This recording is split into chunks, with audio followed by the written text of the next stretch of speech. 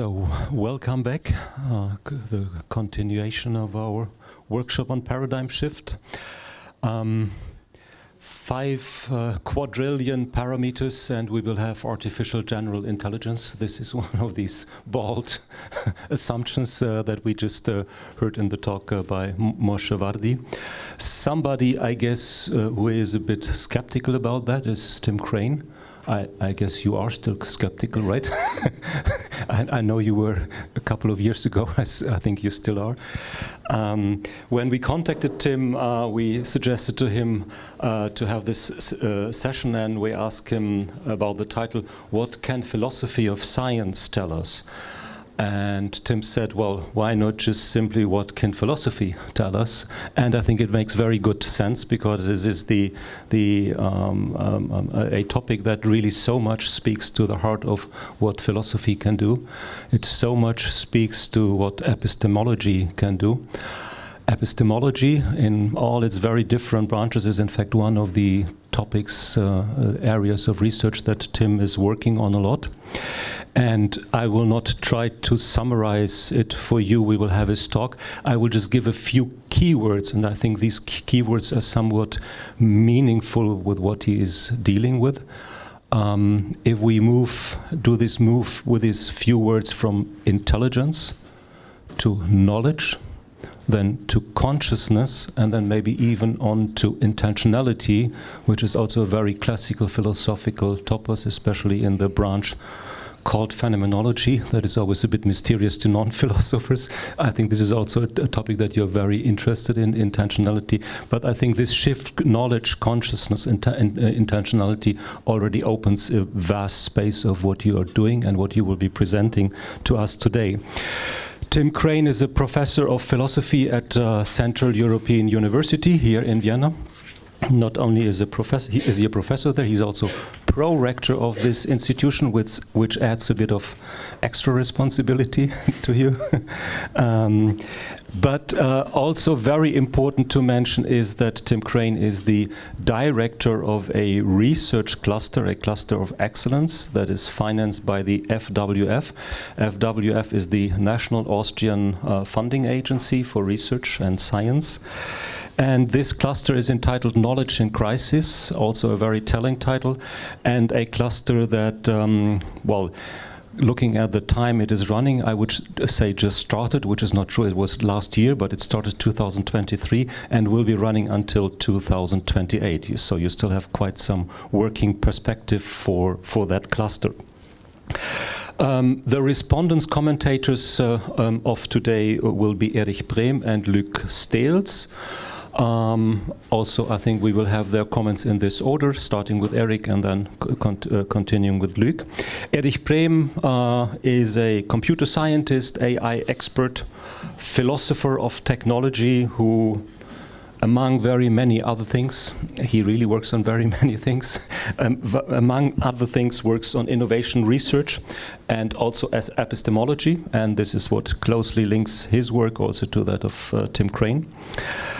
And Luc Steels, we just had a talk and I asked him about his biography, because he's definitely one of the pioneers of AI and a computer scientist, but also in his CV I found that he's an artist, and he said, yeah, maybe an artist, but definitely somebody who is very close to the arts and to the field of art in very many different fields of art, like music and opera, you said, is one of them. And looking at his CV, it is super impressive to see all the institutions that Luc has been worked for, collaborated with, has been a fellow of institutions globally, but, and I think this is also an important observation, but with a big focus on institutions in Europe. I really think that your work is very closely connected to places, institutions in Europe, and you're also, and maybe this is a result of that, you're also a member of the Academia Europaea, and you will Luc will provide us with a second commentary. Having said that, Tim, I would like to ask you to start. What can philosophy tell us? Thank you very much, Ludger. Thank you. Thanks to the organizers for inviting me. So what can philosophy tell us? Well, in general, that's a philosophical question. What philosophy can tell us?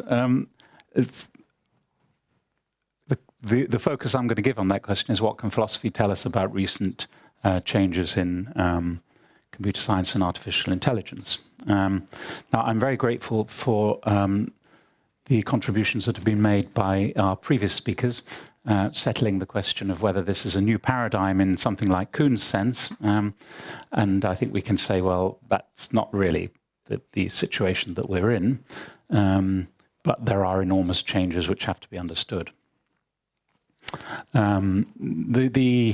Kuhn's work, of course, is enormously influential. I think Kuhn's Structure of Scientific Revolutions is the most cited philosophy book ever, if it counts as a philosophy book. It's a wonderful book, but it's incredibly vague. And Paul Feyerabend, the Austrian philosopher, once wrote that Kuhn's ideas are very interesting, but they're much too vague to have given rise to anything but a lot of hot air. That isn't actually true. They've given rise to many, many interesting things, but I don't think that our focus here should be on trying to make this notion of a paradigm shift precise. It's an image that we can use, and we can move on to look at the real changes. So I'm not going to be talking, as Ludger said, I'm not going to be talking about the philosophy of science. I'm going to be talking about the connection between AI and other philosophical themes. One is the question about intelligence. And the second are questions of ethics, or questions of ethical questions that arise out of artificial intelligence. And a lot of what I'm going to be saying is going to be rather negative about some philosophical contributions, where those philosophical contributions are made both by philosophers, academic philosophers, but also by scientists who aren't philosophers. Let me start with the question of intelligence. Now, as you all know, the distinction is made between artificial intelligence and artificial general intelligence. Artificial intelligence, as the broad, sometimes defined as the science of thinking machines, that's sort of ambitious description. And of course, people realize that in order to create genuine thinking machines, we must create something that they've labeled artificial general intelligence. So we don't just have special purpose machines like Deep Blue, AlphaGo, ChatGPT, and so on, but we need something like general intelligence as we have it. And this seems to be the consensus, that we will not reach genuine thought or genuine intelligence, whatever that exactly is, just by throwing together lots of special purpose machines. Now, there's a nice irony in this, because Hubert Dreyfus, in his book published in the late 60s or maybe early 70s, I can't remember. You can see I'm not a historian because I say things like the late 60s or early 70s. It was a book called What Computers Can't Do, in which Dreyfus argued that computers will never be able to do the kind of mental things, the mental operations that human beings can do, because they lack the sorts of things now that are labeled under the heading of artificial general intelligence. Being able to turn your mind to any particular problem, being able to understand basic common sense assumptions that underlie normal reasoning. And these points were made by Dreyfus. It was very controversial. He was derided by many, including philosophers and computer scientists, but he persisted with this point, and I think after his death he's been proved right, that this is the view now among AI researchers, that in order to get, if there is such a thing as getting genuine thinking machines, then it's got to have artificial general intelligence. So Dreyfus made a lot of silly points along the way, but that's not the point. The main point was that he was getting at this claim, which is now widely accepted. So there's something philosophy can teach you. A lot of philosophers, on the other hand, are very optimistic about the possibility of artificial general intelligence. David Chalmers, who was mentioned yesterday, who's, it's fair to say, I think one of the leading philosophers of mind and consciousness in the English-speaking world, Chalmers wrote in the New York Times interview that artificial general intelligence is possible. There are a lot of mountains we need to climb before we get to human-level AGI. That said, I think it's going to be possible eventually, say, in the 40 to 100-year time frame. So he's a little bit younger than me. He cleverly chose a date that would be very likely to be after he was dead. So he would never have to be held to this promise of the 40 to 100-year time frame. But David Chalmers is a philosophical futurologist, a bit like the Swedish philosopher Nick Bostrom, who gained some fame with his book Superintelligence, where he warned of the dangers of computers taking over the world and turning everything into paper clips. So there are philosophers who are very gung-ho about the idea of AGI. Now you might say, what are philosophers getting involved in this whole thing for? This is a technological, it's a scientific or technological project, whether we can create artificial general intelligence. What do philosophers think that they can contribute from the privilege of their armchair? And that's a good question. In general, if you ask questions about possibility, about what's possible, as opposed to what merely exists or what is actual, about what's possibly true as opposed to what's actually true, then you will commit yourself to certain questions about concepts, the nature of concepts or nature of essence. You know? If you think that it's possible for people to survive their deaths, whether or not it's actual for people to survive their death, then you have to say, well, what do you think a person is? What do you think death is? What does surviving your death involve? And these are philosophical questions. Right? They're questions, I would say, questions about essence, not in any grand sense, but just in questions about the nature of things, where the nature goes beyond the actual activity of a thing, but also it's given its potentialities and possibilities. So that's one way in which the philosophical questions are relevant. In this case, the question is the nature of intelligence. When Dreyfus said you need common sense to have genuine intelligence, and that proving theorems and playing chess do not require common sense, so to have genuine intelligence requires common sense, he was making a claim about the nature of intelligence. And someone who denies that will make similarly a philosophical claim about the nature of intelligence. But there's another sense, I think a more specific sense in which these questions about AGI and artificial intelligence are philosophical, brought out, I think, nicely by Thomas Haig's talk yesterday, which is that the history of thinking about computing, computation, building computers, the logic of computation, the mechanization of computation, the history of this whole thing has been bound up with philosophical ideas to understand thinking. It's not an accident that Boole's book, we heard about Boole and Boolean operations this morning, Boole's book was called The Laws of Thought. Leibniz, going further back, Leibniz, who created a calculator, had this more grand ambition, which was that you could construct a language in which all ideas could be expressed mathematically. And with that language, which he called the universal character, the characteristica universalis, with that language, you could express ideas and disputes could be settled by calculation. Instead of argument and rhetoric, scientists and philosophers would sit round a table and they'd say, calculemus. And then they would come to the conclusion by running through the argument.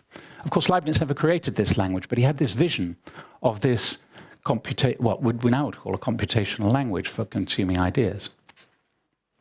Before Leibniz, of course, you had that Thomas Hobbes, the English philosopher, who said that reasoning is nothing but reckoning. By reckoning, he meant adding and subtracting ideas. So these are the ancestors of ideas related to computation, which also went hand in hand with attempts to understand what thinking is. I would rather say, just to let you know my view. I'd rather say that the issue here is thinking rather than intelligence. Intelligence is a misleading concept here. So there are two reasons why we have to get involved with philosophy, because if we think about these things, one is because we're talking about possibilities. The other is, is because the history of this particular phenomenon of both computing, artificial intelligence, thinking machines, and so on, that whole discussion is tied up with the history of understanding thinking. So why does someone like David Chalmers or the other futurologists, why do they believe that we will have artificial general intelligence? Well, here's one reason. I'm not saying this is their reason, but here's one reason that you get in the rhetoric and in a lot of the popular press about this. It's like we generalize from past achievements. We say that we've done ChatGPT, and so on, and all we now need to do is do artificial general intelligence. And it'll just be a matter of time and money, and throwing money and data and energy at the problem. But there's a point I think that we need to identify before we jump on this bandwagon, which is that Go, for example, which was one of the great achievements of artificial intelligence, is a game. And when you have a game must have a goal. There must be something which counts as winning or losing the game. Now, some people think you can't say what a game is, you can't define game. Another Austrian philosopher, Ludwig Wittgenstein, said that you couldn't define game. In fact, he was wrong about this example. He was right in general, but he was wrong about this particular example. It's very easy to define a game, but I'll tell you that later if anyone's interested. One important feature of a game, the concept of game, is that a game has to have a goal. And all the other machines have goals too. Face recognition, text recognition, voice recognition, responding to a prompt, which is what ChatGPT is. You have to respond to a prompt with a grammatical sentence. You have a face recognition, which means labeling an image with a piece of text. That's the goal. The goal is to get the image labeled with a piece of text. And there's such a thing as achieving the goal and such a thing as not achieving the goal. So all these programs have goals. I'm stating the obvious. They're problem solvers. There's a problem you have to solve, and you try and build a machine that will solve it. So if you apply this to intelligence, and there's this nice, rather concise remark by François Chollet, who says that if intelligence is a problem-solving algorithm, then it can only be understood with respect to a specific problem. That's right.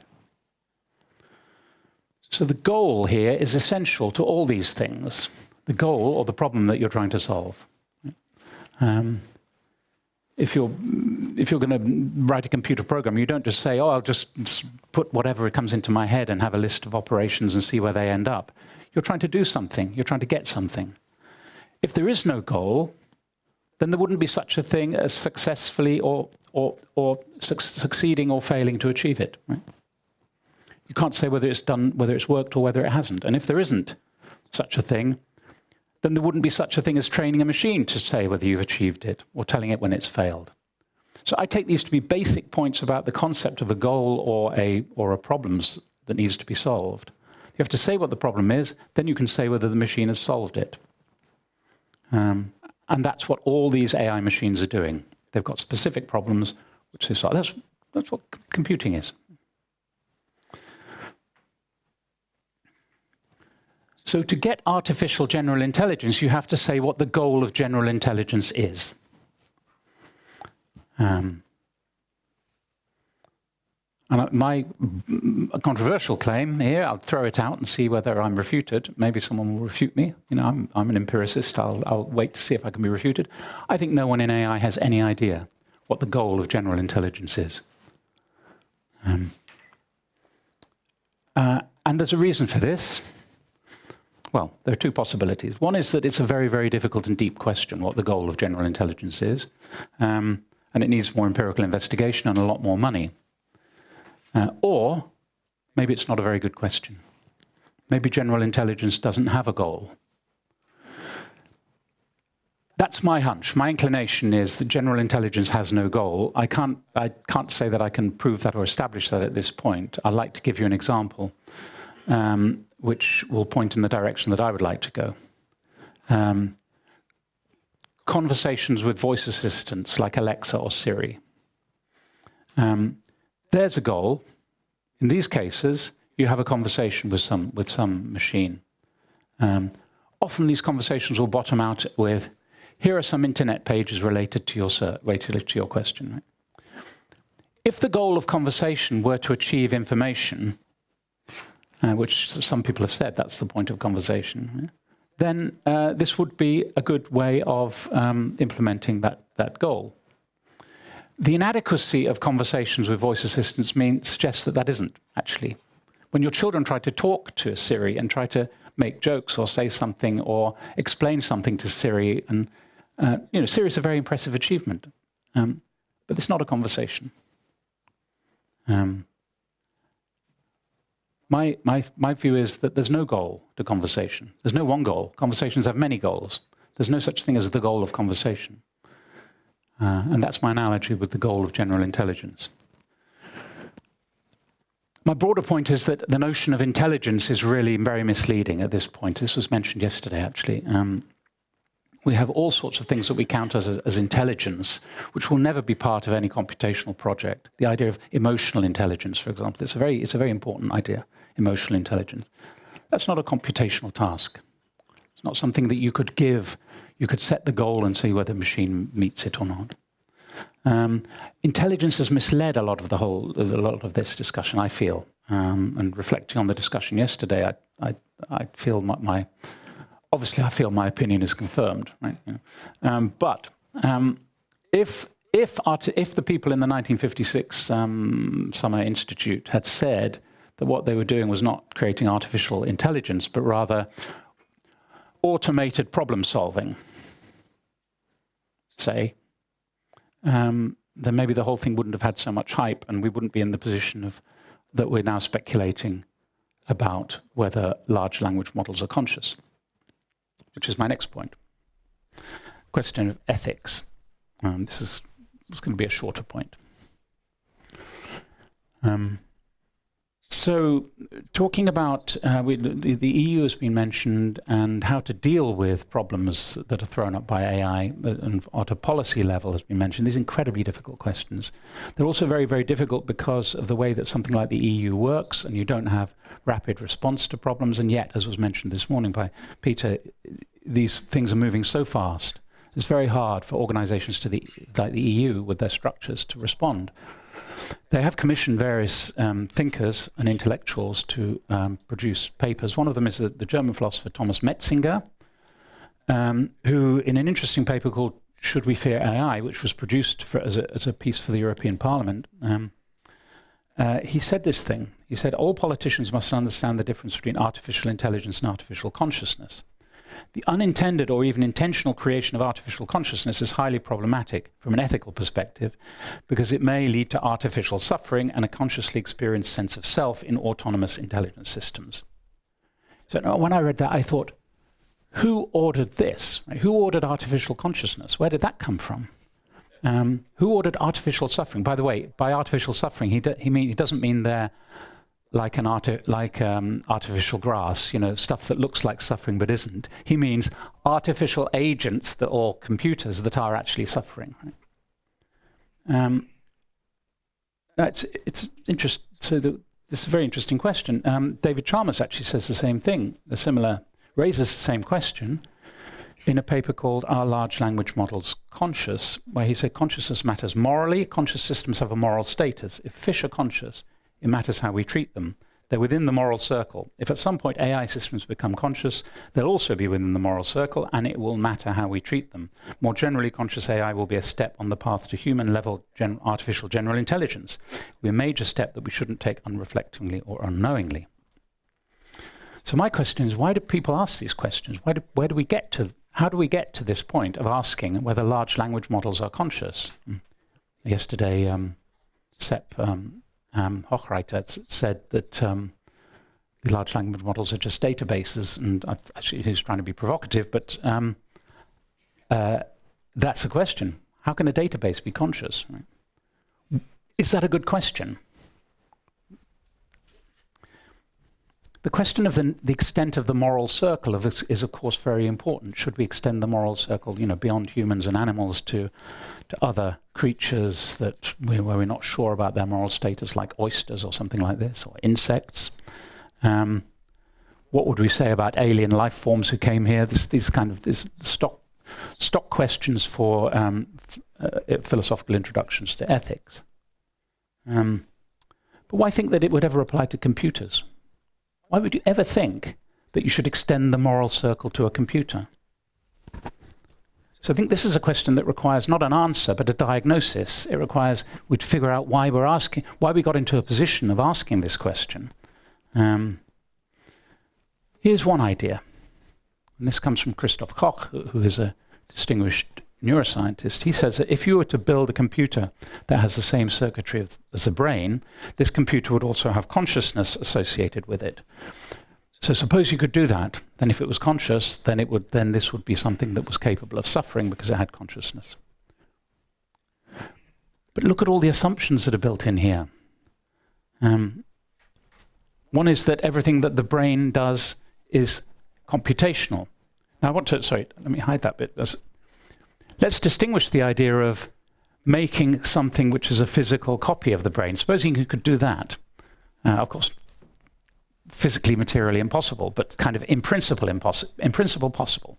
The brain is just a material organ. Supposing you could create in every detail a material replica of your brain that did everything that your brain did, then would that thing be the seat of consciousness? And I want to say, if it did everything that your brain did, then of course it would. That's not the question.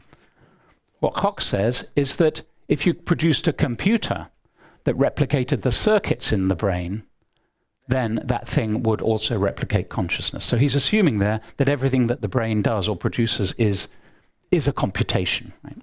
And of course, that's hugely controversial and probably not true. If there's anything we know about consciousness, we know that only organisms are conscious at this point. Right? Whether other things other than organisms can be conscious, we should leave that question open, but we have to have a reason for thinking they're conscious. I have no reason to believe this table is conscious or that camera, for example. And yet I have every reason in the world to believe that you are all conscious. So let's start with what we know. And we don't know that everything in the brain is a computation. Let's put to one side the question of whether everything in the brain can be modeled computationally. This is another question. Since the brain produces consciousness, here's another question. Right? The brain processes producing consciousness must have a goal. If consciousness were the product of a computational process, then there'd have to be some goal. And what's the goal of consciousness? Again, I think that's where we reach a dead end, and we realize we shouldn't be asking that question. The idea that consciousness has a goal. There are other questions in the vicinity, like why did consciousness evolve? That's a difficult question, but there's every reason to think consciousness did evolve. But why consciousness evolved is another question, and there's a lot of speculation about that. That's not the same as saying that consciousness has a goal in the sense that a program has to have a goal. You could say, well, consciousness is a side effect of these processes. Well, maybe. Maybe it's an emergent phenomenon. Maybe if you put enough computation together, you'll get consciousness. How do you know? We certainly don't know it from what we know about computers. So, and another idea would be that consciousness itself is the goal. I've mentioned that. It's really not clear what that means. So, it seems to me that in thinking about the ethical questions about AI, the ethical questions that are posed to us. And now there's a huge amount of interest, and particularly in Europe, actually, institutions are being built on. Oxford University has an institute now for ethics in AI, and it's a pretty well-funded institute by British standards, not by the standards of Google, but it's.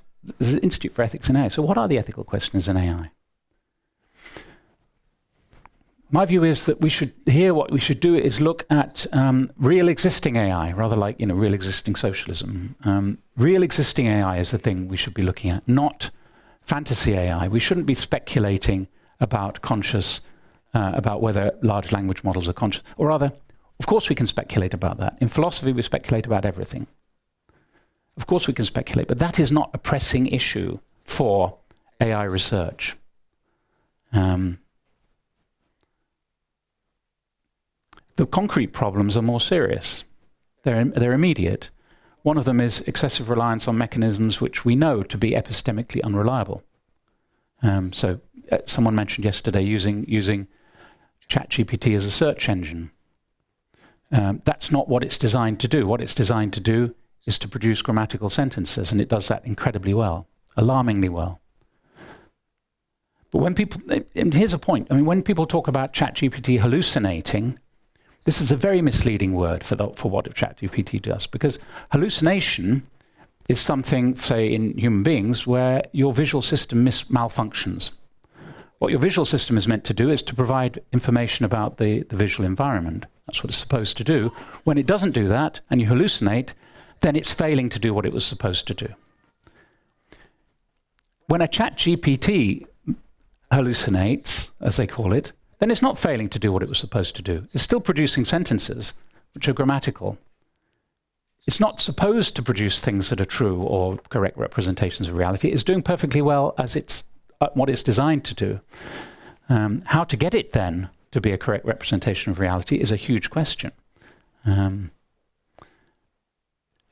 this is why I say it's epistemically unreliable, and this is I think one of the reasons why our project Knowledge in Crisis is interested in a lot of these uses of AI in the construction of knowledge. So that's one question. Another question, and a lot of these things are familiar. Questions about privacy and the invasions of privacy. Political questions about privacy, but also there are the questions about cybersecurity and whether AI can be used to undermine crucial computer systems, for example. This is an ethical question, but also a political and a policy question, of course. And then the immensely worrying phenomenon of the production of deep fakes, how that undermines so many important human values. Plagiarism. Not just the plagiarism by students, but the plagiarism by the large language models themselves, in effect. Well, that's a silly way to put it, because they're not intentionally plagiarizing, but they're using all this material out there to build the responses to the questions.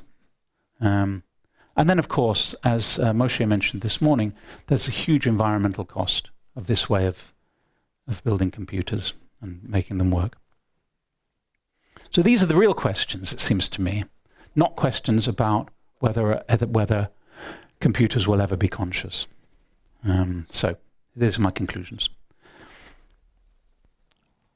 I say that AI does raise many urgent philosophical questions about ethics and intelligence, and partly, as was said this morning, because it's happening so quickly, and we need to think very clearly about these things, and we need not to be misled by words or images or fanciful lines of thought or science fiction stories. But a lot of philosophical thinking, I think, does concentrate on these questions instead, like Bostrom's stories about superintelligence, or the idea of whether a computer can be conscious. And these questions involve large controversial assumptions, and I'm not saying they shouldn't be discussed. I think it's important to discuss them. But philosophy has a long time scale. They can carry on discussing these things of how you know anyone else is conscious, or what is the basis of consciousness, or could a person survive their death? They'll carry on discussing these things over and over and over again. But what we need now is not more for the practical questions, is not more philosophical discussion of that kind, but clear thinking about the real problems. That's why I say we should concentrate on the philosophical problems posed by real existing AI. So, thank you very much for your attention.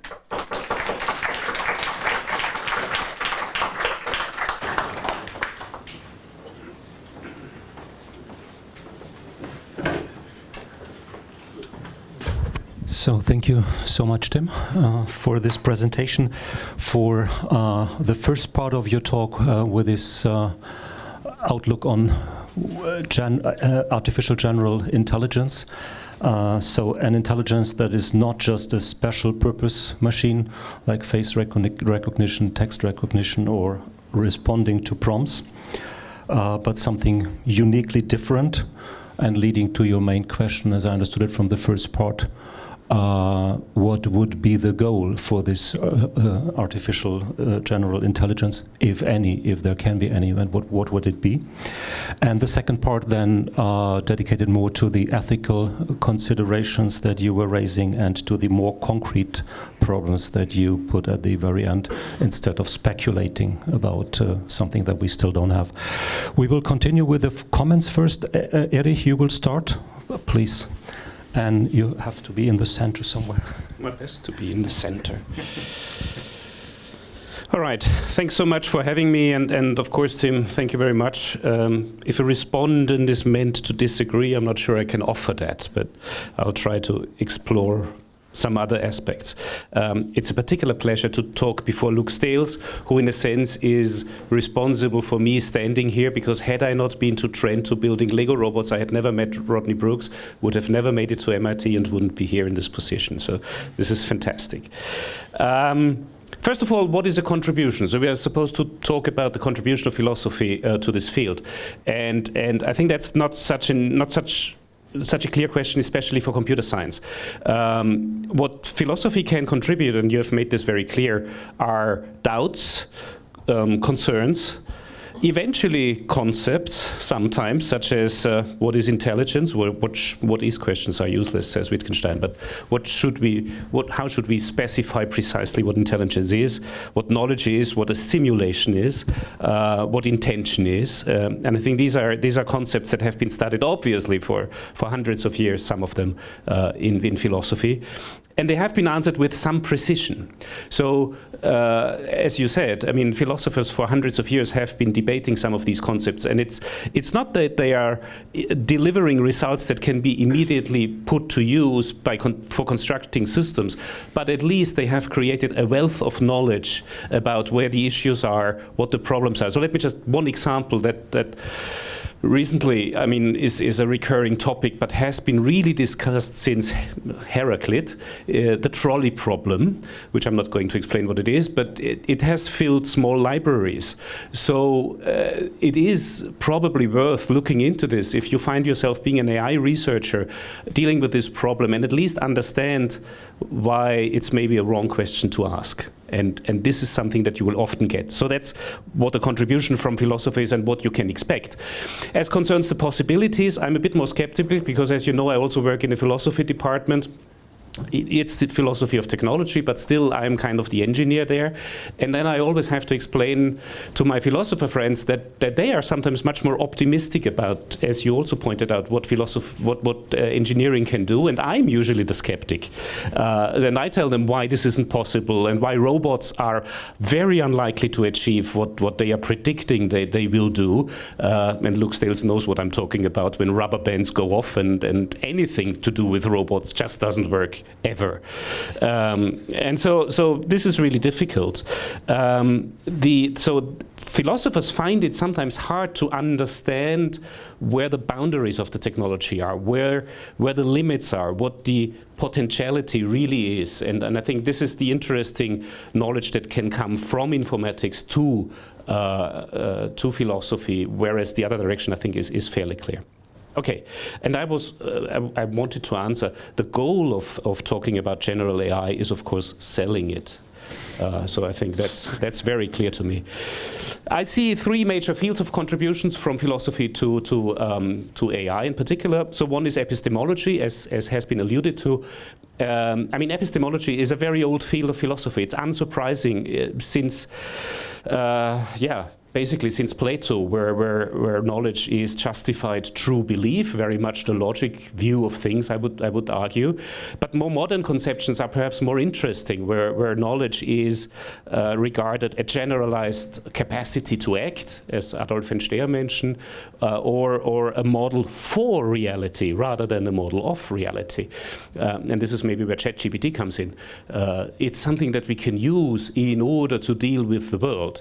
And I think this is an interesting conception that is probably worth looking at. The modern contemporary philosopher Byung-Chul Han, a German Korean philosopher, argued that the reason why these knowledge-producing systems are not enough is that theory is also a choice. Theory is something that we choose in order to look at the world. It is not enough to just find statistical correlations in the world. We also, as humans, have choices of how we want to look at the world. And this is what's missing typically in purely statistical systems. And of course, as a result, technology is never neutral, also a result of the philosophy of technology that I think has now become common knowledge. At least I hope so.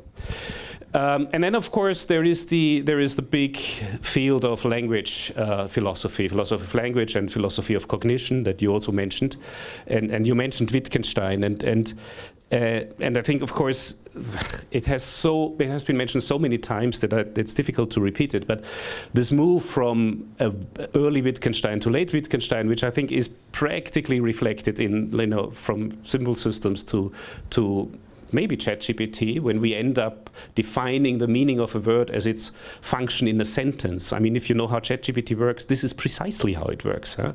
This is late Wittgenstein's views, but Wittgenstein is telling us also something about the limits. Wittgenstein is pointing out that language is not just for communication, it's not just for modeling the world, late Wittgenstein that is. It's about praying, it's about playing games, it's about acting on stage. And all of these things, well, to some extent you can do with ChatGPT, but not really. These are the things that ChatGPT, I would argue, can to some extent simulate. But can it really play? Does it really act? And especially if nowadays ChatGPT becomes limited because it's basically censored, asks questions of the ethics of language. It asks questions about, as Wittgenstein would say, whereof one cannot speak, thereof one must be silent. And this is now taken to actually actively silence certain forms of speech, and then we arrive at power. I think I have to come to an end, right, very soon.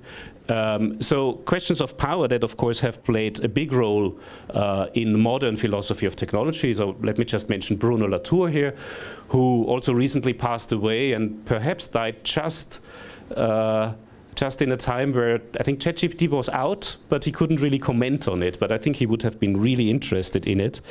Bruno Latour describes technology as something that, and especially the role of scientists and researchers, as something, somebody who demonstrates power with knowledge. So his example is a historic example where Archimedes uses the lever to move ships from the shore back to the sea in order to demonstrate to the king of Hiero what a little power can do if only you know how to construct a lever. And Hiero is fascinated by the idea and recognizes that this is really something that can be used in order to be powerful. This is where knowledge through technology sits with the powerful, and where the powerful, of course, gives the funding. And I believe from what we have been discussing today, if this isn't a lesson for AI, then I don't know what is. I think I'll leave it there.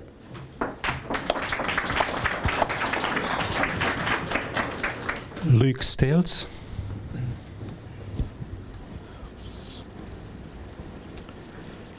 Okay.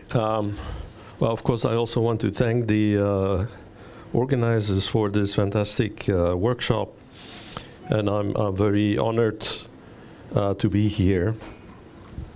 Now, there's a lot to say, and this is only 10 minutes, so I will be very selective. But first, I think that at least for me, when I started in AI, which was in the early 70s, AI was very close, much closer to humanities than it is today. And what I find great about this initiative of digital humanism and so on is to try to bring that back. And actually, my training, I did not start in let's say, a physics department or engineering department. I actually started my education in a department of literature, languages, and philosophy. And I discovered the computer very accidentally because some people in other students were going to course and said, "Whoa, what is this?" And then once that step was made, I discovered AI, which in the 70s was already a fantastically interesting activity, particularly if you were doing language, like the work of on Schrödlu by Winograd and so on.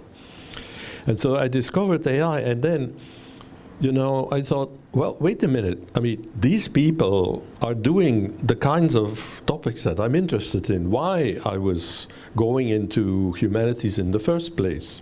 They were thinking about mind, about categories, about truths, argumentation, the relation of language to reality, learning from experience, the notion of self, awareness, a moral compass. So all these topics that are of course core topics in humanities, they are studied in AI, but in a very different way, namely by taking a design stance, as opposed to a descriptive stance or a reflective stance. And if you go back to the early fathers, let's say, fortunately there are not enough mothers, but of AI, and I'm thinking in particular about John McCarthy. I mean, for them, AI was a philosophical project. And there's a paper actually by McCarthy called The Philosophy of AI and the AI of Philosophy. And he was very well aware, and actually they were all, Simon also, and Newell, very influenced by the ideas of the Wiener Kreis. So we are in Vienna, so this is appropriate to say. And this came through the figure of Carnap, who was in Chicago, and influenced a lot. So the whole research program, the logic-based AI research program of McCarthy, is a direct consequence of the ideas of the Wiener Kreis, first generation Wittgenstein, as you pointed out. And so this is important to know. Also, one of the first AI programs was an attempt to prove the theorems of the Principia Mathematica of Bertrand Russell and Whitehead, And so this is just to say that the relationship between AI and philosophy used to be much deeper, and my hope is that it becomes again deeper. And I think Erich and you also, are good examples of that. And so I think AI needs philosophy. First of all, to make the assumptions behind the approaches explicit. I gave the example of logical empiricism as a foundation of the logic-based approach to AI, but we can talk about the others. The second one is also to question current avenues, but the epistemological side of it, like Erich was saying, this is where the fields touch each other. And AI at the moment desperately needs new ideas. I mean, you could say, oh, wow, fantastic, ChatGPT, the whole world is going berserk, so to speak, but I mean, there are the fundamental problems which we have discussed here, the energy problem, but also the hallucinations, the amount of data you need. I mean, there is a fundamental problem with this particular approach. So we need new ideas. And also, AI needs philosophy to consider the consequences of AI. And I mean, if you read this book by Harari, for example, Nexus, I read it. Well, I think Harari sometimes I'm not sure he understands AI really, but still he thinks about consequences, and it's an eye opener. There has not been enough thinking about consequence. So there's a point that I think Viola made also this morning. But I think philosophy also needs AI. So this is the other way around. And, philosophers, they do, let's say, armchair thinking, which of course we need. But the beauty of AI is that you can create experiments, thought experiments, but you can implement them and see the consequences of a thought experiment. So this is one. The other is to understand also that AI is bringing new ideas for philosophy. It's not just taking philosophy and using it. No, it comes up because in many cases, because the AI researchers don't know enough about philosophy. So it's like a child that doesn't know how to solve a problem or how a problem is normally solved, and then finds a new solution that nobody thought about, right? And the third thing is also because I think AI is a very interesting case study for philosophy of science and for history of science. And I was very happy to hear Thomas yesterday. Finally we have historians that are looking at AI. And if you wait much longer, it's too late, because the people will have died, that started the field and so on. And so, but it is very fascinating. So I want to say, I want to do two things with the remaining time. Maybe say a few words about the topic of the workshop, which is this paradigm shift, symbolic, sub-symbolic. And we haven't talked much about what the two things are. I would say symbolic is that symbols become objects. Basically, clusters or networks of categories are associated with a symbol, which is an object, a physical object of some sort, like a word is an example. And so this is an enormously powerful thing that philosophy knows and has helped us to understand better what it is. And, like Terence Deacon has this book on the symbolic species, saying, well, this is what makes our species unique, the discovery of symbols and the use of symbols. And this is how mathematics and science, work. So symbolic, the symbolism, if you want, is absolutely crucial to our culture and to what we can do, and it's therefore normal that there is symbolic AI to capture that and exploit it. Now, if you look at sub-symbolic, this is really the idea there. I think the key idea is that a symbol or a word in particular, you don't represent it in a machine, for example, as an object in itself, but it is a vector of numbers that captures the context in which that particular symbol has been used. And so that is the key idea, which gives its power, but at the same time its limitations. And so now we heard also this morning about this model-driven versus data-driven. That's another dichotomy, which I think is separate from the symbolic, sub-symbolic dichotomy. Now, the second thing I just want to throw in the discussion is to come back to the idea of a revolution, of paradigm shift.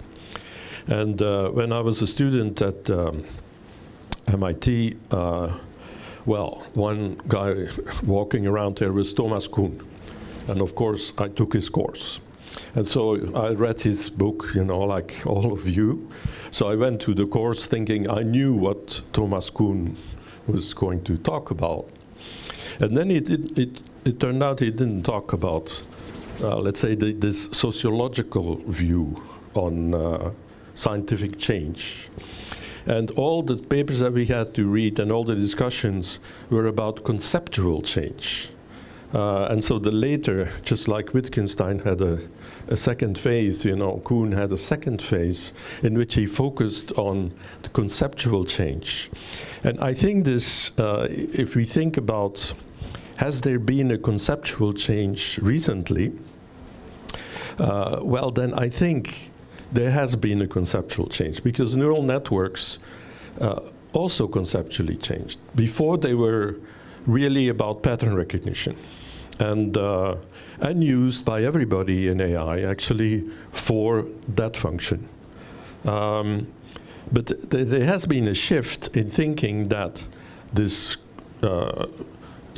symbol representations in terms of vectors and so on, all this computation, the context, can do much more than pattern recognition. Can do language, can do inference, can do this, can do that. And this is the controversial point.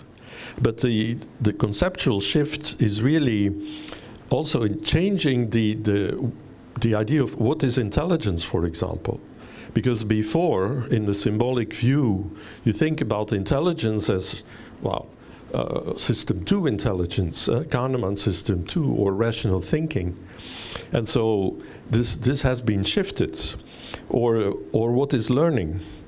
I mean, the first uses of the word learning in AI was not for data-driven learning. It was actually for conceptual learning, like Winston or Mitchell and so on. So, or what are concepts?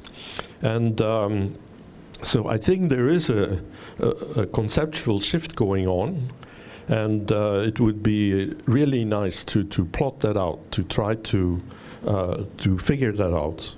And also because this kind of shift is also for what a computer is. I mean, the AI was instrumental to shift the idea of a computer as a calculator to the idea of a computer as an information processor, not just numbers, but then also to a symbol processor. And so, now if people like students making their reports, using ChatGPT to make their homework, I mean, they no longer think about it as purely information processor. They think about this device in a new way.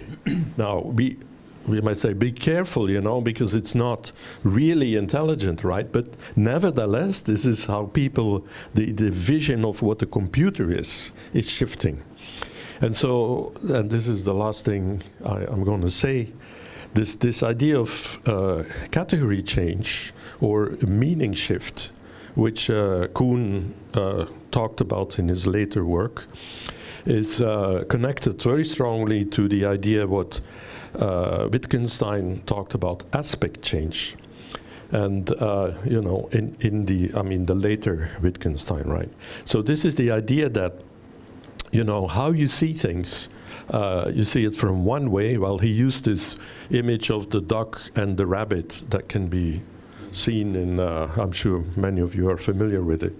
So you see the image and it flips to the duck or it flips to the rabbit, So there's this idea of what he then called aspect change, and also that all these terms and all these the facts and so on, they shift because there's a profound meaning shift going on.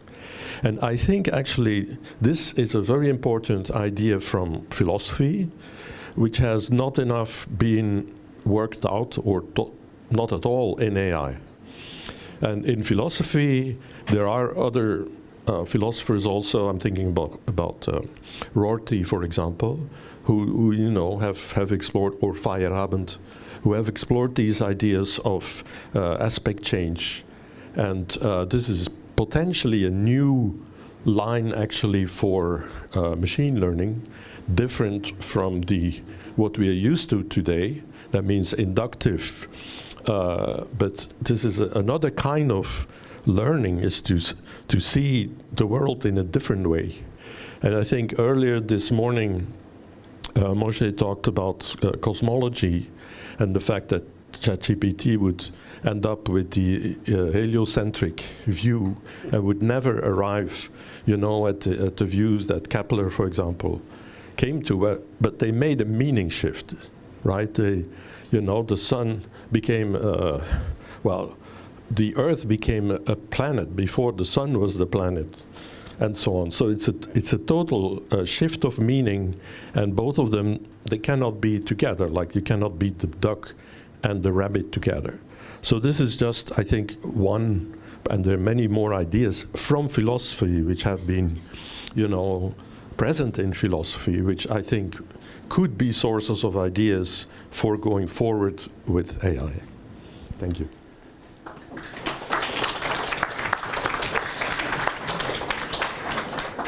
I just wanted to say it's high noon, Luc. You talked us into high noon. So thanks to both of you, Erich and Luc. Tim, maybe would you want to react first on both of them? I mean, yeah, I'd rather take it as comments than critical feedbacks. But just a couple of comments, if I may. Thank you very much. It's really interesting points, and I agree with most of what was said. Just to clarify something, because it's urged to clarify or be pedantic.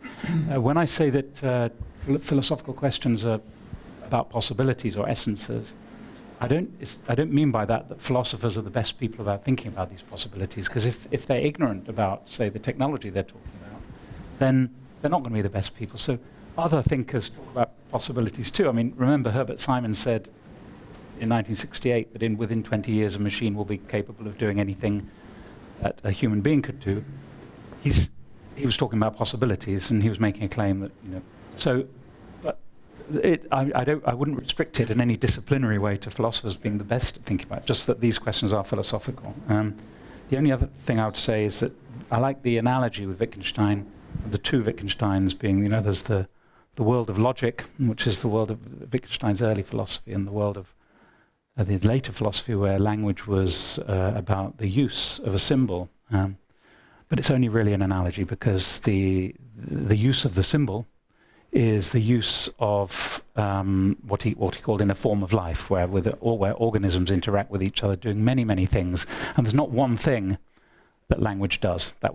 And that's something where I think his lessons should be held. And where I'm inspired by that and thinking there can't be one thing that is the goal of intelligence.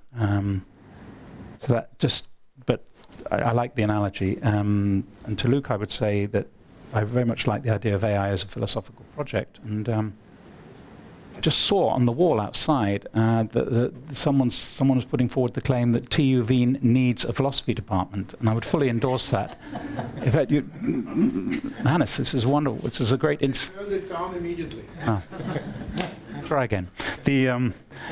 I also think that what you said about the consequences, that philosophers have to think about the consequence of AI, and I think they think they're doing that, or they are doing it, and some of them are doing it in different ways. And I think there it's so important to have a proper understanding of the subject matter, because the mere speculation about conscious machines, I think, isn't going anywhere, and it will just derail any positive effect that these philosophical discussions could have. And then I had a thought about philosophy needing AI, because I think one thing that philosophy should have learned from the phenomenon of LLMs is that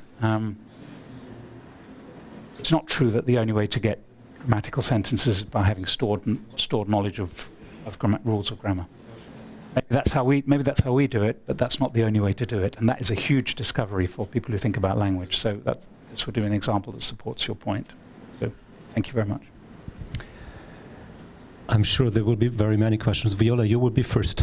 But will you allow me, Viola, to just start with an opening question for you, Tim, that came to my mind. I was recently reading an article that I think you wrote in 2020, Computers Don't Give a Damn. It's rather a review, where you advocate what you have advocated for quite some time, that we do not need this wrong either-or options. Either artificial intelligence is already there immediately and we have these dystopian consequences of it, or philosophically it is totally excluded. It will never happen. I mean, we can lean back. It is impossible. We'll never. You say we have to somehow stay in between. We have to stay alert.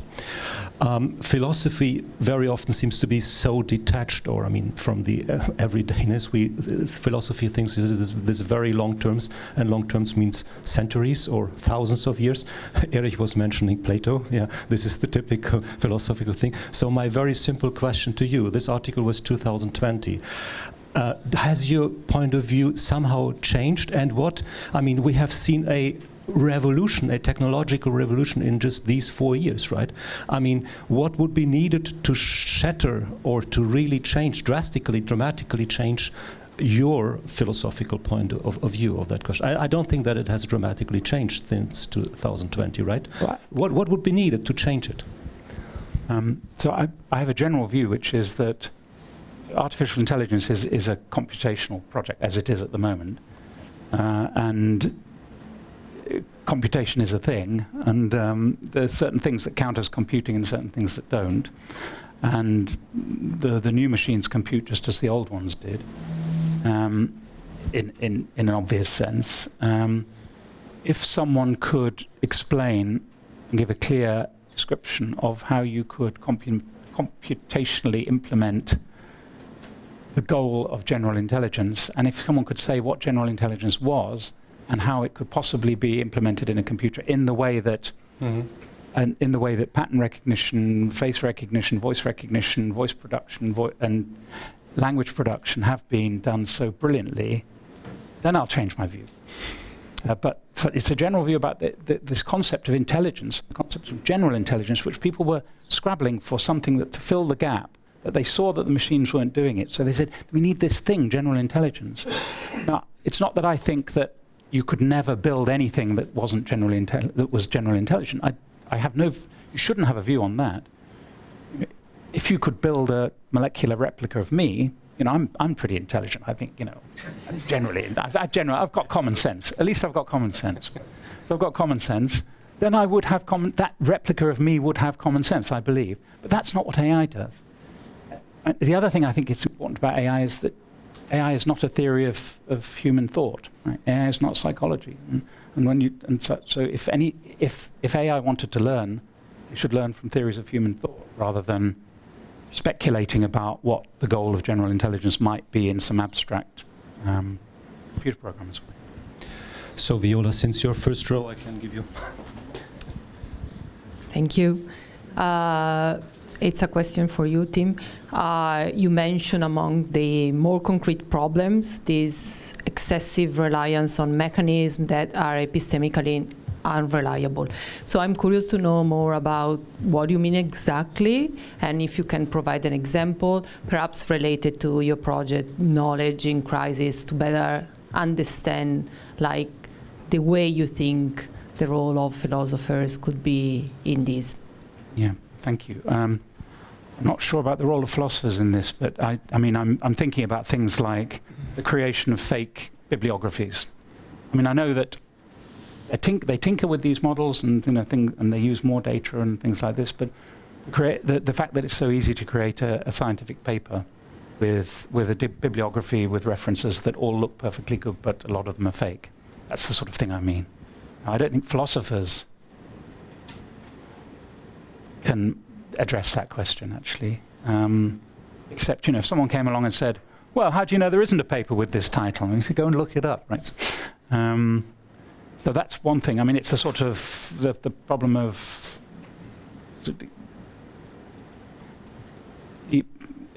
the possible extent of fraud in scientific knowledge. And as scientific knowledge filters down to the broader community, has been greatly enhanced by the creation of these large language models, I think. And it's quite amazing what they managed to do. But there's a huge risk of fraud. And then when people start using them as search engines, or people start using them to write their scientific papers, then we lose the grip, the anchoring on reality that should be the basis of knowledge.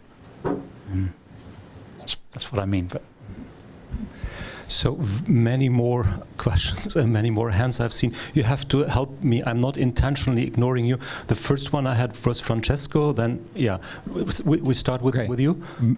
Very quick. It's working. Peter, I have seen you. It's very quick question. Don't hear. In fact, it's not working. It is. It's just very soft. Try again. It's working? No? Can you hear me? Okay. No. So, thank you for the talk. One thing that surprised me is that among all these concepts that you have raised, you have not touched the topic of rationality, which I think is central in this discussion about intelligence. Because rationality, what is rationality? Let's say an agent is rational, it has, let's say, right beliefs about the reality, and given a goal, is able to find a procedure, let's say an optimal procedure to reach the goal. So this, I think, is one of the most important aspects that we have to reflect on and also implement in an intelligent system. And this, I think, it's also connected with the topic of goal. Goal is not a monolithic goal. It's never a monolithic goal. So when you have a goal, you have sub-goals, no? So when you wanted to implement a tennis player, a robot which is playing tennis like Sinner, you have to have the general goal to winning the game, but also you have to generate a lot of goals, maintaining the equilibrium, going towards the ball, hitting the ball in the proper way. And then when you want to finish when you have finished the game, and you have to make the speech, you have to talk like Sinner. So which makes now you can scale up, and then there are the goals for general intelligence. Oh, I was agreeing with you until that very last sentence. Yeah.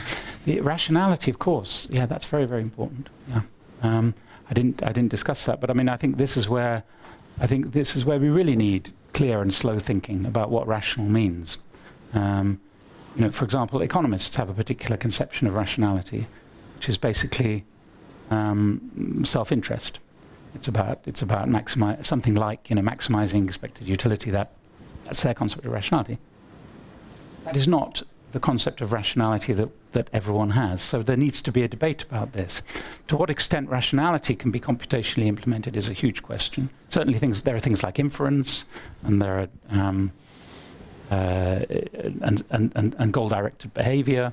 That's certainly true, but that's not all there is to rationality. Erich. Yeah, finally, I disagree. Not only with you, Tim, but with Aristotle. I mean, why is rationality so important in this discussion? It goes back to Aristotle, who thought that the distinguishing feature of the human being is its rational mind that we have is one thing. The other one we typically ignore was that we are also political beings, that we live in societies and communities. That has been largely ignored, interestingly, by AI, while we focused entirely on the rational aspects, but knowing very well that this is not all we are. I mean, Luke and I, we Luke more than me, worked in a field which used to be called embodied AI, which has practically disappeared, I think, to some extent, and which made the point that brains were developed in order to move our bodies through environments, in order to find food and not become food, and have sex and try not to die. And that's what our brains were made for. And whether that involves rational reasoning or just a reaction to the environment, both of which, whatever works, I think. So I think there is a danger of overestimating rationality, and that I think there will be the revenge of embodied AI is soon to come. So I have at least now 5 more. We will stop it at this point. I've seen you as well. So we have 5 more questions, comments. I have to ask you to be reasonably short. Please, you're the Hey, hello everybody. Thank you all for the lecture and for the commentaries. My name is Robert Toft. I'm from the medical faculty of Comenius University in Bratislava. I'm teaching philosophy. But I also studied computer science, so I see kind of both points, let's say. And I would like to maybe add a point to the list of the things that philosophy can tell us. It's working. Okay, thank you. I think that one lecture we could take from philosophy, and we could say from Plato, is that he always wanted to start the discussion with the clarity and concepts and notions and words we are using. And I think we should stop using words improperly, because words shape the way we think. And what I mean is the term itself, artificial intelligence. And I think the main task is on computer scientists and technicians, because you know what you are talking about. And if you allow other people who have no idea what it is to just use these words and continue normal discussions like you know what it means and that this is what we do, then we are preparing heaps of problems which are of practical kinds. I have students who generated texts and melodies of new songs by ChatGPT, and they have existential crises because that's a true story. Because if this is what artificial intelligence can do, then how do I count as an other kind of intelligence, and I cannot do this kind of great melody? The head of the department in medical faculty expects that in 10 years the medical diagnosis the diagnostics process made by doctors will be redundant, because we have this great progress in artificial intelligence. Can we stop it here? I think we have many more. Please. Yes. Okay. So that was my main point. It was mentioned, very side noted several times. Maybe you have something to add to it, but thank you. And maybe you would hand on the mic 2 rows further on. I saw you. Yeah, please. And we have that question as well, Tim. Yeah. To speed up a bit. Please keep it to the point. Thank you very much. How do I turn it on? Oh, it's working, right? Okay, thank you. I will be very, very concise.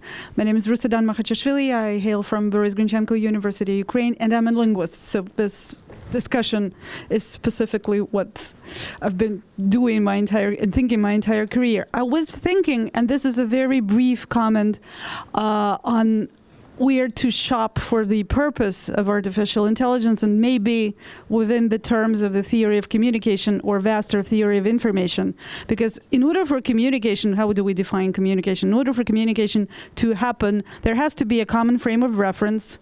We got that with an LLM. We trained it to do so. There has to be a code.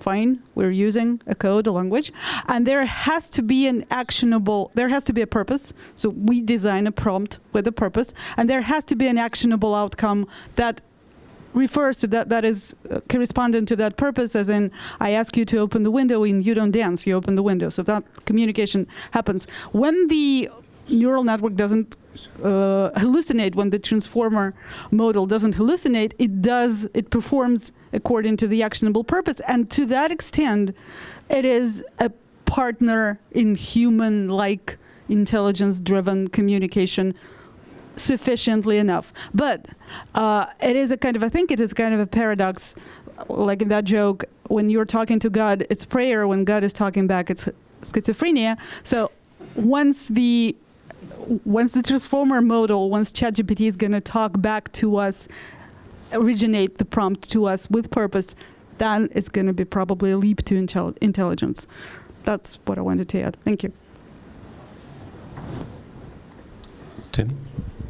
Just, very briefly on that point. I mean, communication is one thing, but communication of information in sentences, that's part of what we do with language, but we do lots of other things too. And I think the other things we do with language and the way that language serves all our other goals in life, that's part of what could be called general intelligence. I'd rather not use that word myself, but we're stuck with the words to some extent because you can't tell people which words to use. So that's what's called general intelligence. It's all the things we do with language, which is acting in the world and expressing our emotions and all these things. There's none of that. None of that can come from ChatGPT from itself. Right? That's all. And on the first point, if I may just, yes, I mean, of course we have to be clear about the language we're using. The problem is you cannot tell people how to speak. So there cannot be, so to speak, a linguistic, so to speak, international linguistic convention where everyone will agree to use some words rather than others. So what you have to do is to look which linguistic disputes are real and which are mere terminological, and that's very hard. But that's one of the things that I think philosophers ought to be able to do. Just to refine this a little bit, I mean, there is a reason, there is an objective behind ChatGPT, and that is it's produced so as to create the impression of a very believable dialogue with a human. That this is how it's designed, this is how it's trained, this is what it's optimized for. This is the only objective, if anything, that the system has. So there's no other intention, only that simulation of communication, if you like. The next, you in the back with a yellow shirt, you had a question? Yeah, firstly, thanks for a great talk and for opening the floor for a little bit of a side questions, not just technology. So I think bringing attention to the importance of the question is something that we should spend some time on here. Just like to the way you start the conversation, if you start just a thought experiment here to kind of follow up on the philosophy. So usually I would start with the why question, and if we do the why question here, it's like, why are we creating technology? Because the why kind of gives us the follow-up with the how. So then just a thought experiment. Let's look at the why of big tech. Why are they creating technology? The how then will tell us that will tell us the how, and then now. Tell me, should we do it? Right. So this is more of a reflection, but to me it becomes obvious. Maybe once again we can take a second question just behind you. Yeah. Please also try to be short. Sure. As someone who's got a background in sociology and criminology, I'm actually less concerned about whether AI's got consciousness, but I'm more concerned about who's behind it and who's pulling the strings. Like, I think we haven't discussed that in length yet. Just like I think Professor Hagedorn yesterday mentioned that intelligence doesn't equate wanting power. So how can philosophy support in the discussion in developing ethical guidelines? Because, you heard the news about how Israel military use AI in supporting, the genocide in Gaza, for example. And that's my first question. My second one, that comes to the diversity of AI, actually, because yesterday I also thought about whether English is a good language for LLM, for example, because coming from Asia, we have different way of thinking, different languages, and language actually defines the understanding, our understanding of the realities of the world. And AI currently is very Western-centric. Even if you use ChatGPT to search in other languages, the algorithms behind us is also Western-centric.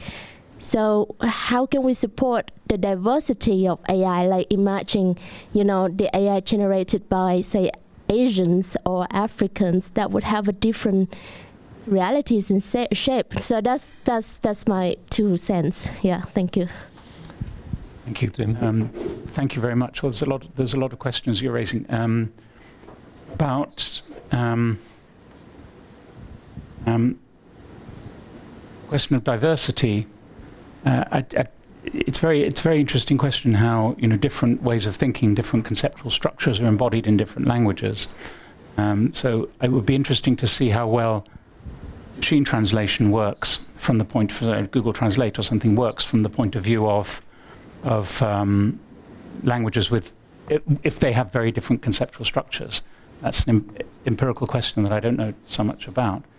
Of course, you're right that AI is based on Western and particularly on English, the English language, a lot of the information, but it does work in other languages too. There are obvious political reasons for that. There's nothing that, what the philosophical questions are, the extent to which things might be lost in using other languages, or things might not be capable of being expressed using these mechanisms. And I don't know the answer to that question. Your first question was it's about ethical guidelines. Ethical guidelines, this is very hard. This is very hard because, in fact, obviously a philosopher can't do anything about that, but there is an interesting question, which is, should the current, Erich mentioned this actually, sort of the current, so to speak, censoring of the things that you can talk, that ChatGPT will let you talk about, is that really a way of giving ethical guidelines? I would say no. The idea that a bunch of people in Silicon Valley are telling me what my computer can and cannot say is, to me, that's not a way forward. And it'll be, the current ethos of the day rather than any general ethical principles. As for the question about technology and why we create technology, I will defer to my colleagues who are much more knowledgeable. Why create technology? Well, do you want to close the panel? No, we have more. I thought that you wanted to answer that one. No. Do you want to have? We could have a closing statement. Good. Okay, so then we continue. I have three more. We will take the liberty to make it a bit longer and steal some time from lunch. Wiener Schnitzel was yesterday. Wiener Schnitzel every day. Enrico and Peter. Enrico. Thanks. I appreciated a lot this session because it provided me many more questions than answers, which is always a positive goal. And I appreciated your focus on goals, because I think it is a very powerful mental tool to understand things, in particular to understand general intelligence.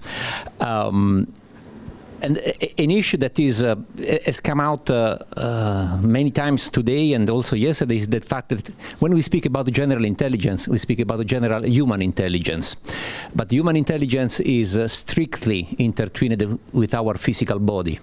We are not able, but for chess player or poker player, to act with a pure rational way, because it's the way we are made. So even if we are able to provide some self of consciousness to machine, it will be in any case, and even if they should be able through this mechanism to reach some intelligence, it will be in any case a different kind of intelligence. And then I don't know how we will be able to cope with this situation, but this is something important to understand, something that in the general discourse is often neglected because people, use the word in the way they want to use it. So it is not a real question, but I agree with you, yeah. Okay, very short comment, very short question. My comment somehow goes back to Viola's first comment, also to Erich's remark about, I'm grateful you mentioned this hallucination as something which is really the normal order of operation, but my conclusion is different from yours. My conclusion is that then ChatGPT hallucinates every time and all the time, and we have to take this as a feature and not as a bug, which might be great. They are great artists, they are great poets who took drugs to achieve their greatest works. Maybe this is how we should look at it and not even aim for something like epistemological validity. Just forget about it, because if not, we end up again in such an either-or situation we would like to avoid. And my second, if I could just comment on, I think one of the things I do in my other job, which is as pro-rector of the university, is I have to write all these documents, plans, strategic plans, vision statements. I'd love to use ChatGPT to do that, and it doesn't really matter whether they're true or not, because they serve a purely rhetorical function. Wonderful, yeah. So, yeah. Just take it as fictional literature. It's wonderful. And then my other remark has been partly answered already. We are talking much about goals. I didn't quite understand your remark. games have goals or conversational goals. Human beings have goals, I would say, and games provide a framework for achieving that. Sure. But we should maybe clarify a bit more what the concept of a goal is. What I mean is, put it so central in the discussion. The goal of chess is to win. No, the goal of the chess player is to win. Okay. A winning position in chess is the following position, a position where the king is checkmated. That's what I mean. But you're right, of course. Yeah, you're right. So since there's an agreement on that, we will have Helga. You. Okay. Thank you. I don't know whether this is a philosophical question that I have to all of you or not, but anyway. I would like to get your views on whether the changes that we have been talking about, whether it's meaning shifts, whether it's Moshe's paradigm glide or whatever you call it, we are aware there are many very radical changes that are happening. Whether they can help us in any way or challenge us to think, to reflect, perhaps partially to predict the unintended consequences of our actions, because I think this is a central challenge that we are facing, to see further about what are the consequences of our action, especially the unintended ones. For a final round, maybe. Yeah. Do you want to reply to this? No? Let's have a final round, yeah. No. This is the final... Yes. Yeah. I mean, if anybody wants to answer directly to that question, or I'll include it in my... Okay. Well, I was just going to say one thing of consequences. So this shift, let's say, to the large language models implies, among others, a shift to what language is and how it functions. And I mean, before, I think, particularly in philosophy, I would imagine, is language is for conveying meaning. And, you know, when I ask you, where is the bathroom? Sorry for this example. I'm not saying that because often in meetings or, you know, you need to go to the bathroom, so you ask, where is the bathroom? I mean, no, it's because I want to go to the bathroom, right? So there's a function, there's a reason why I ask this. It's not because it's the most common thing that you often have in this particular context. And so this, what ChatGPT is forcing on us is a different way of what language is and how language functions. This is also why Harari or Dennett, by the way, are so upset, because you are, you know, they talk about manipulating the operating system of us, or our operating system.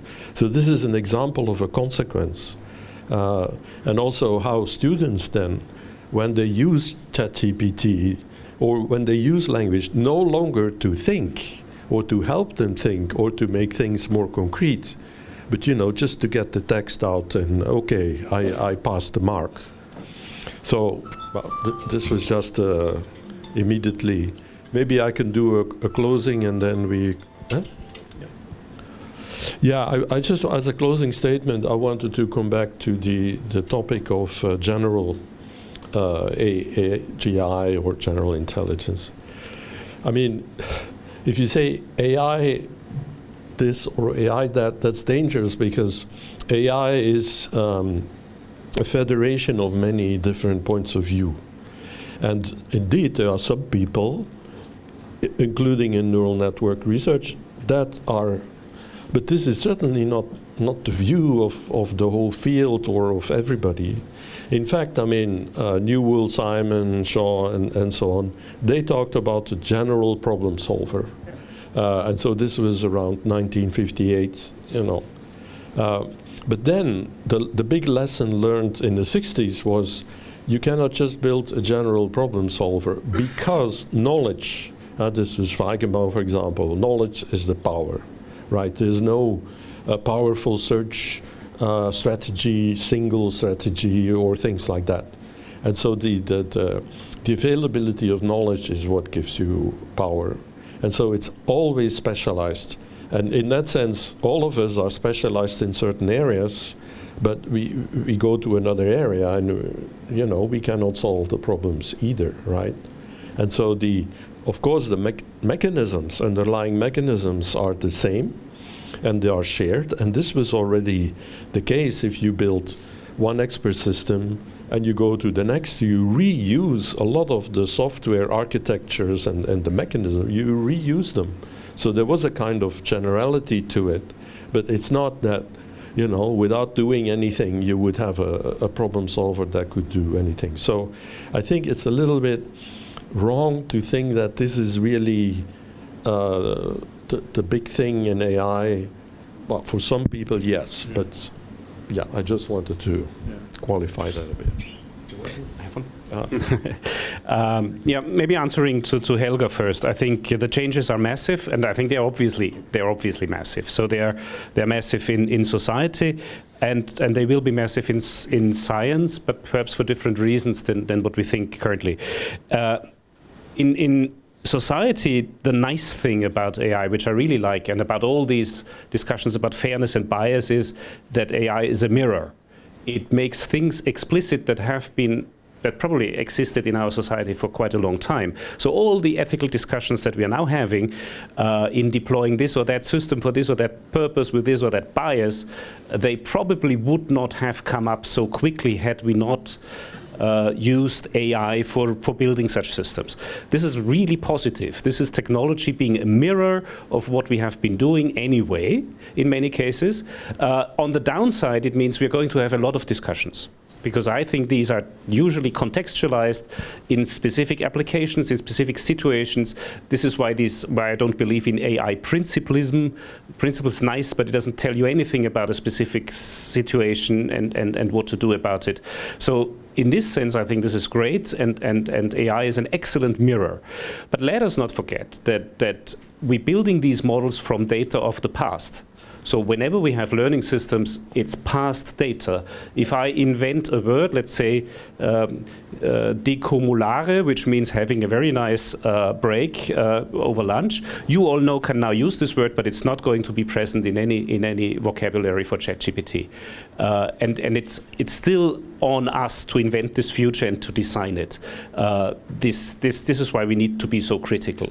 What's the interesting scientific question? The interesting scientific question is that despite all these things we know about hallucination and that ChatGPT is optimized for having nice dialogues, there may be something interesting that it actually captures. I think this is going to be a new object of study.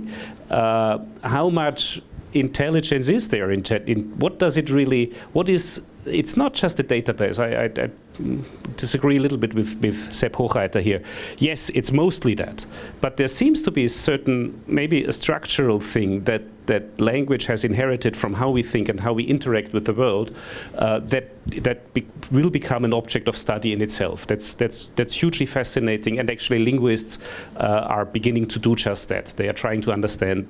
Is there a correlate of how we think also there? Despite the fact that I also think language is something different. It's something to get a beer and to find the loo. That's what it's all about. Tim, final word is yours, and then we will conclude this session. Yeah, just in response to what Helga said. So this is incredibly difficult to think about unintended consequences. What the lesson of the recent developments, I think, is that we shouldn't be complacent, and that we have to be modest and cautious, epistemically modest. I mean, we have to be modest about what we think we know will happen. The last decade has told us that we have to be modest about what we think will happen. In politics, for example, but also in this case, I don't think anyone envisaged, I certainly not in the wider culture, envisaged the effect that something like ChatGPT could have, and the success of what it did. And I think Peter said this morning, that the basic ideas have been around for 30 years. It's just the technology then and the engineering made it possible. And clearly people weren't thinking through any consequences, and this relates to what Moshe said this morning. How you think through consequences is so difficult, particularly if we're not just going to come down to having lists of banned words, which is coming back to your point earlier on, which is what which is the OpenAI's view about how to make the AI ethical, is to have certain words you can't say or certain things you can't say. That's not ethics, right? So it's very impossible. It's a very, very difficult situation. But you have to have modesty and not say that certain things are impossible. However, I've just said that I think artificial general intelligence is impossible, right? So if in 10 years' time it happens, or before I die, it happens, then I'm willing to come back and, as they say in Hungary, spit up and stand under it. But just to come back to what Luke said, it wasn't part of my talk to say that that was the purpose of AI. The purpose of the role of the concept of artificial general intelligence is that that's what people say is missing from individual AI machines, which would make them into genuine thinking machines. It was that idea I was looking at, I wasn't saying the purpose of AI was to create artificial general intelligence, which is just as well, since there's no such thing. That's my view. Thank you.